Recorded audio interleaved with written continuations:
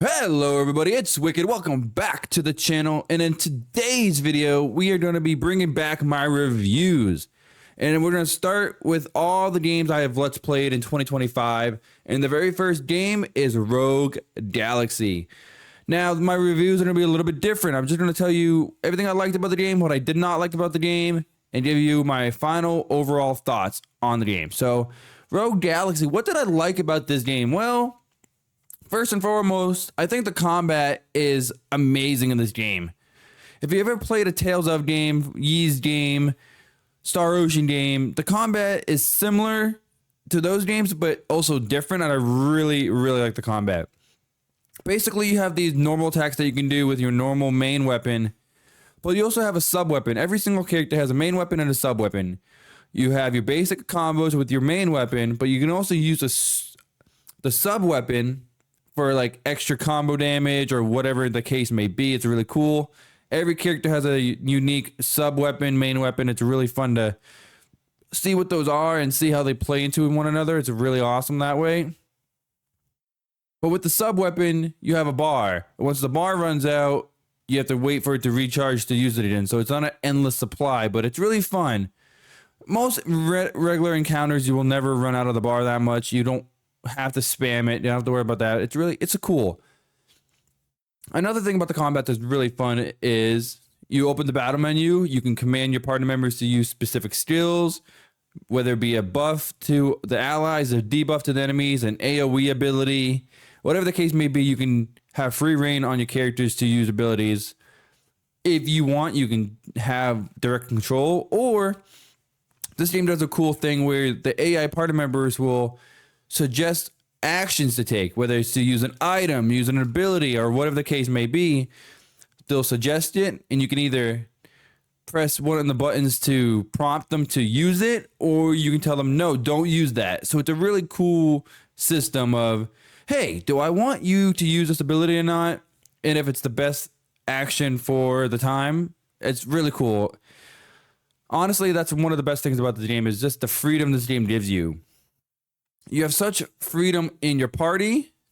You have freedom in the weapons that you use. You have freedom in the abilities you use. And that's all due to the revelation flow, which is one of the best things in this game.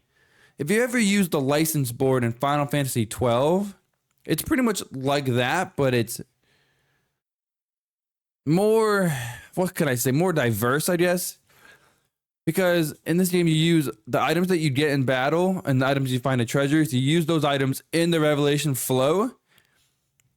And once you fill out the board, you get an ability, a buff, or whatever the case, whatever it is that you're going for, you get that once you have all the items in the flow.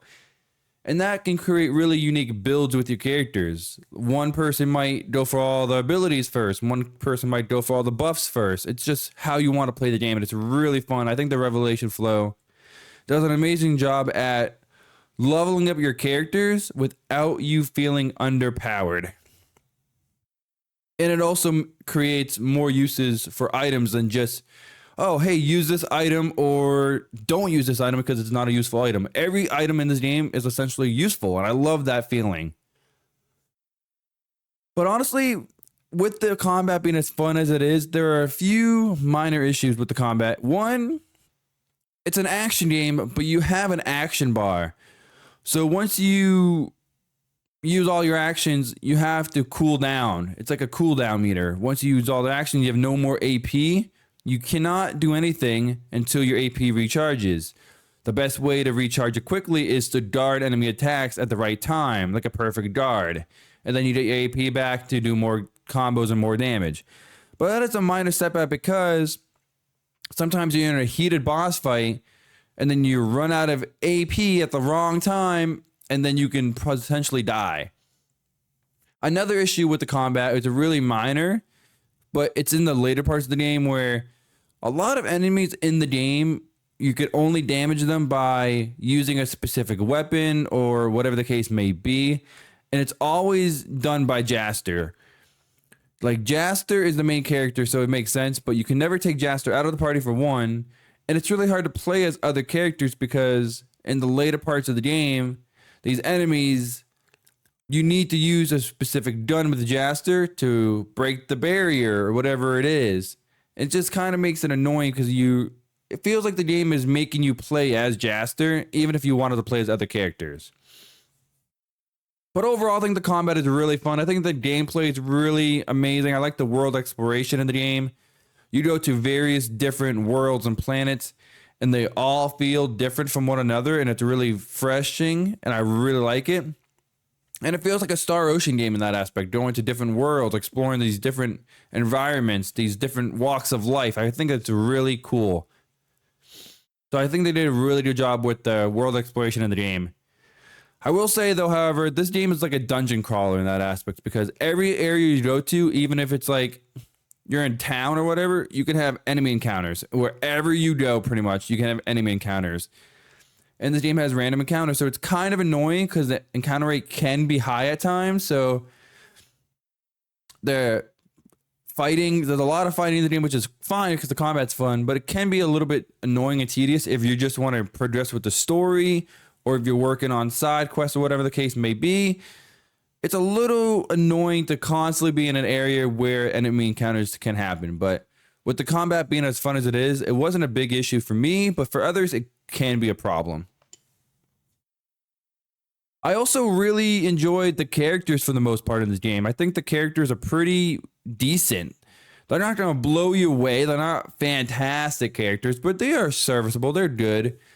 I like how every time you go to a new planet, a new world, you meet a new character that's in the party, and they have their little character arc, and it feels like really fulfilling to see their character arc play out.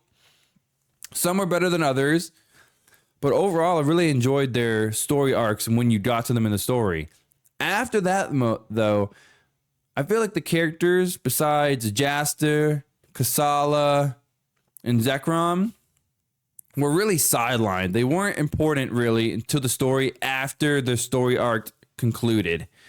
So I felt like they dropped the ball there, because I feel like the characters could have been a lot better and more impactful if they were prominent in the story after their arc. And since they weren't, that's why I feel like the characters are a little bit lower on my list compared to other games. But they are still good. They're pretty serviceable. I do like fighting and playing as mostly every character in this game. There's only one I don't like to play as, that being Simon, but I think they did a really good job with the characters in their arc. And after that, they just dropped the ball, honestly, until the very end. At the very end, they made them important in the game, but it was a little too late, in my opinion. But overall, still solid cast of characters.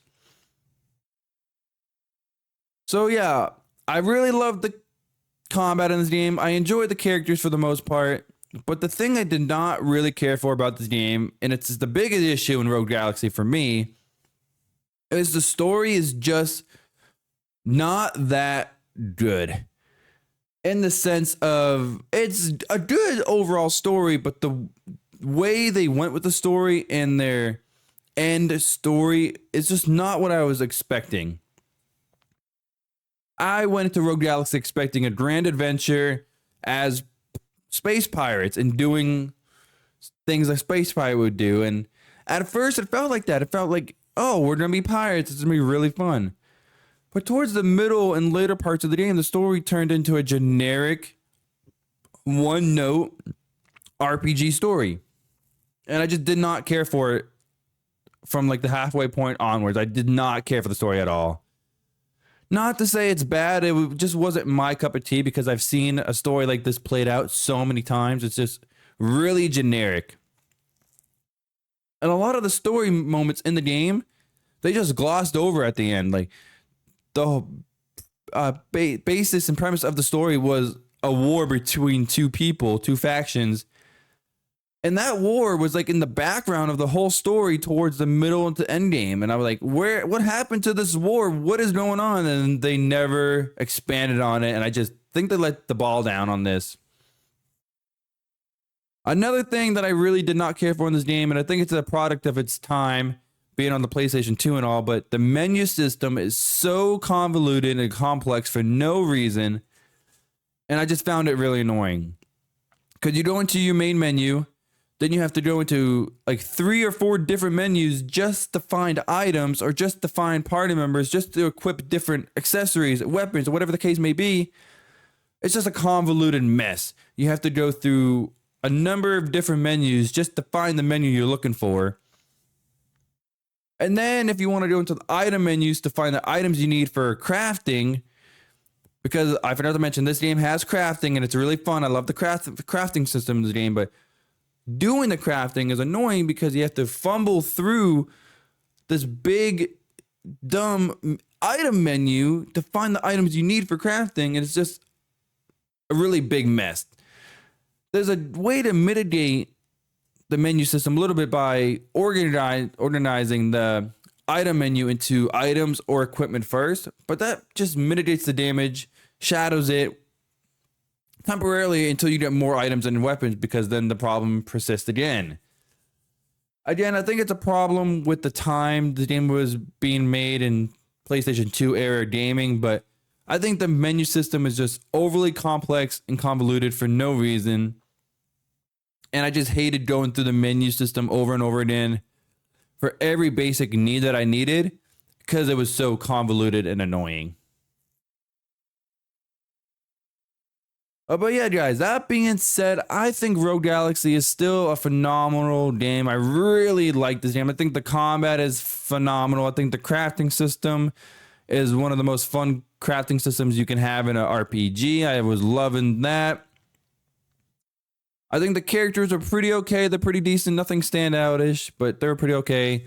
But the problem with Rogue Galaxy is the story is just mediocre to boring at times. And honestly, that is why I give Rogue Galaxy an overall rating of 7 out of 10. Really fun combat, decent characters, really boring story at the end of the day. But yeah, Rogue Galaxy, 7 out of 10, guys. And if you enjoyed this review and you want to see more reviews like this, subscribe to the channel and check out some of my other content, guys. If you want to see me play through Rogue Galaxy, I have a full Let's Play on the channel that you can check out. But yeah, I hope you enjoyed the video. If you did, hit the like button. Subscribe for more reviews, more top 10s, more videos like this. And if you like Let's Playing and you like me playing through games, check out some of my Let's Play, guys. But until next time, I'll see you in the next one.